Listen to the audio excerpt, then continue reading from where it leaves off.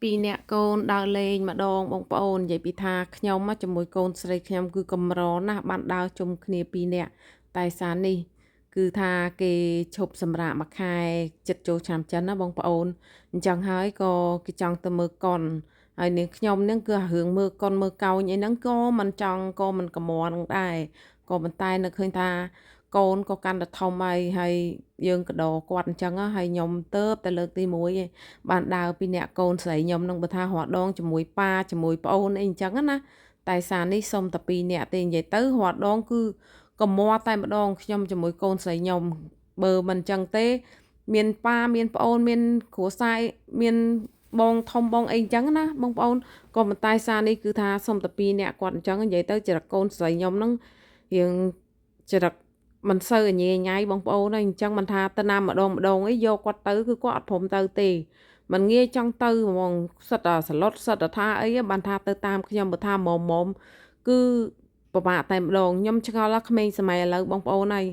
ធំតិចតួចអីអត់ចង់តាមយើងទេចង់ទៅដើរតែគ្នាគេអីតែគ្នាគេអញ្ចឹងហើយបើថាអ្នកមិនដឹងថាយើងមិនយកកូនដើរទុកកូនចោលគិតតែពីសុបាយខ្លួនឯងតាមពុតមែនទេបងប្អូនដោយសារក្មេងសម័យឥឡូវជួនកាលយើងនាំដើរហៅដើរវាមិនចង់ដើរតាមយើងទេវាចង់ដើរតែគ្នាវាមិត្តភ័ក្តិវាអញ្ចឹងនិយាយអញ្ចឹងបងប្អូនហើយពិបាកណាស់បើថាហៅយកម្ដងដូចអូសអាស័យប្រជ្រះចុងតែសារនេះគេឈប់គេអបសុកខ្លាំងគេណាហើយក៏នៅផ្ទះអញ្ចឹងទៅក៏ប្រាប់ខ្ញុំថាចង់ទៅមើលកុនចង់មើលកុនខ្ញុំក៏នឹកឃើញថារឿងអីល្អមើលអត់ហើយក៏ទៅជាមួយគាត់អញ្ចឹងណាហើយទៅមើលកុនមុនទៅមើលហ្នឹងក៏ទៅញ៉ាំសូស៊ីអីជាមួយគាត់អញ្ចឹងដែរនិយាយពីថាពីអ្នកកូនចុចចុះចុចឡើងចុចពេញតុកហៅចុះហៅឡើងហៅពេញតុកហ្នឹងមិនទាន់ចេញមកទៀតផងបងប្អូនហើយគេថាគេលើកមកដាក់លើតុកហ្នឹងសិនថាថៃញ៉ាំបាននៅគេថានៅទេចាំគេហៅពេញតុកសិនទៅគេថតបានវាស្អាតថាងាប់ឯងនេះកំពុងតែឃ្លានហើយណោះកំពុងឃ្លានគាត់នោះថាចាំពេញតុកចាំថតសិនទៅសម័យនេះមកកំថាគេកំថាខ្ញុំរបស់ញ៉ាំចេញមកទាំងប្រមាណណាគឺថាទូរស័ព្ទញ៉ាំសិនហើយមិនមែនមនុស្សញ៉ាំសិនទេបងប្អូននិយាយមែន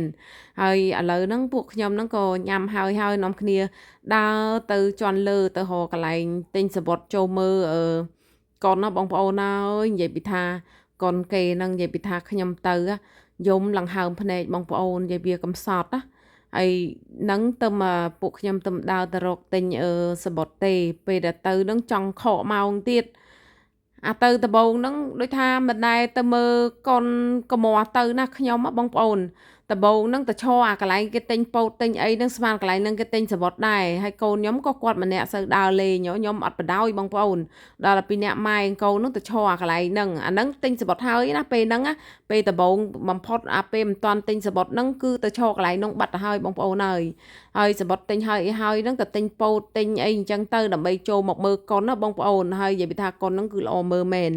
ហើយក្រៅពីមើលកុនហើយក៏ដើរចុះមកក្រោមវិញដើម្បីទិញនំនេះព្រោះថាគេល្បីថាឆ្ងាញ់ណា